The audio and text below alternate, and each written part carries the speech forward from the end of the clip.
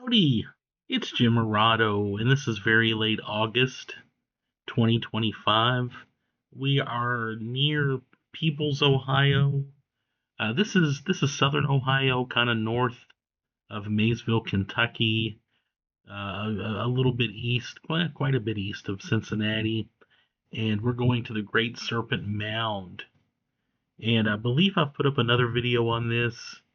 This was our second time visiting. Yeah, I'm sure we're going to be here again because, well, I like this area. A lot going on here, and it's just a treat to walk the path around the Great Serpent Mound. And yeah, just again, I thought I'd put up a quick video. This will probably be 10 minutes long or so. But yeah, wonderful area. Where do I start? Um, quite a bit of Amish in this neck of the woods. Very rural, no big towns near here. It's always very relaxing to me to come to this area. Very cool rock shop 4 miles away, the House of Facops or Facops. I'm not sure how you pronounce that. Um, Great Amish shops if you're into Amish bakeries, Amish food, furniture.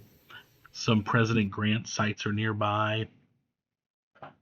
And of course, the legendary Serpent Mound. You just saw in the back. Well, there's part of the mound. Check it out.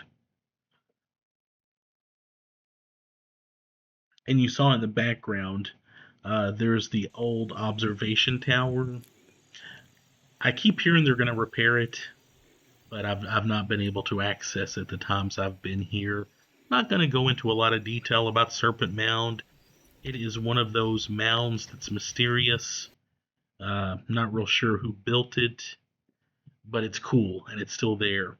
Lots of mounds, especially in I've been to mounds in Georgia, Illinois, definitely in Ohio, and it's a bit mysterious as to what they're doing there, why they were put there, and of course, over the last several centuries, farmers would often knock down those mounds, so that kind of adds to the mystery too. A lot of these mounds that were obviously built by some peoples for some reason simply no longer exist. But some of them are well preserved, including Serpent Mound. And of course, they have kind of a walkway going around it, um, which, I guess does sort of take away from what's there. But it's also good to have it there so people stay off of the mound. So people are pretty respectful. I did see a dog, somebody's dog, kind of ran up on the mound. Animals are going to do what animals are going to do. But I was glad to see dogs here. But yeah, you can see Serpent Mound. It's shaped like a serpent, and if you could see it from that observation deck, you would get a better look at it. But it does snake around, and it's one of the more well preserved mounds of its type around. I believe it's one of the biggest ones too. And I'm gonna save this for another day. But there was a meteor that struck in this area well before the mound was built, of course. But I think that's something I'm gonna need to read up more on.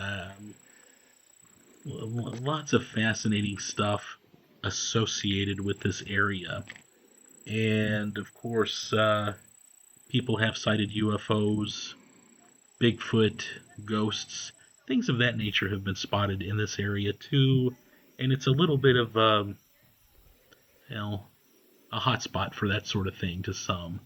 In fact, while we were here, we would see some people. I think there was a lady doing a ritual kind of off to the side. She wasn't hurting anybody.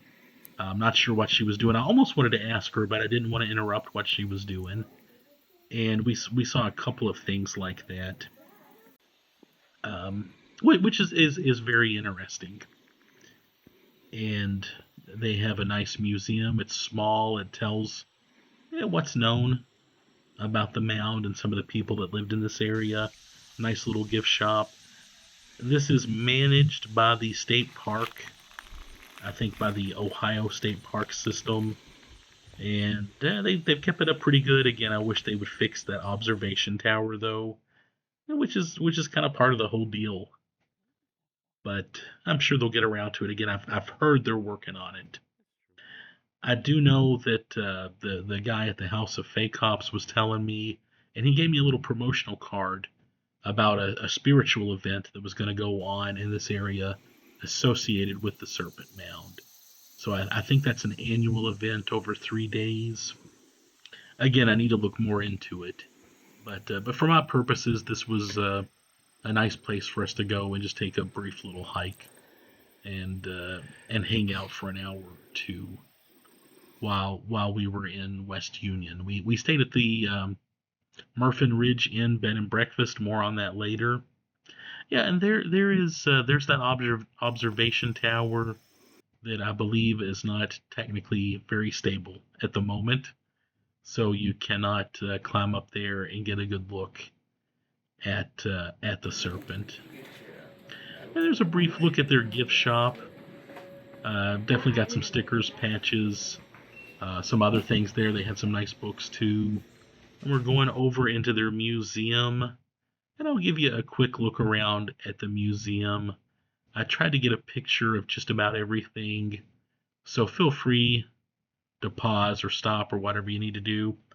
Feel free to tune me out. I know people like to watch my videos without me talking. I totally understand. But trying to give you as much information as I can in a short period of time. Of course, relics that have been dug and found in this area, information about what they know of some of the people, which really at the end of the day is limited. You know, there's oral traditions and that sort of thing, but especially when it comes to some of the mounds, some of the Native Americans that were there previously would not take credit for building those mounds. They were not sure who put them there, and they would often say they were there when we got here, which leads to some interesting questions. And of course, it's so hard. Yeah, I mean, what we know about history changes so quickly, and this is not my area. I'm a Civil War person, but it is fascinating. A little information about the crater. And another look around here in their little museum area. Again, the museum is pretty much just a small room.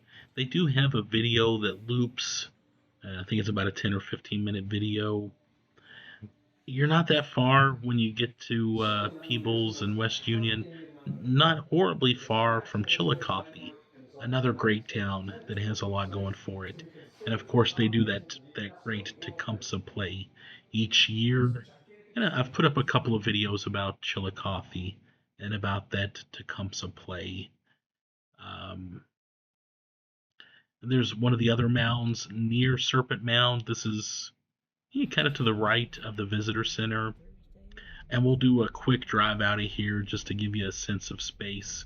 Here's their parking lot. They've got some restrooms there on the right, a little gazebo, more park, more earthworks over there. And then straight up ahead is the visitor center. Leaving the parking lot.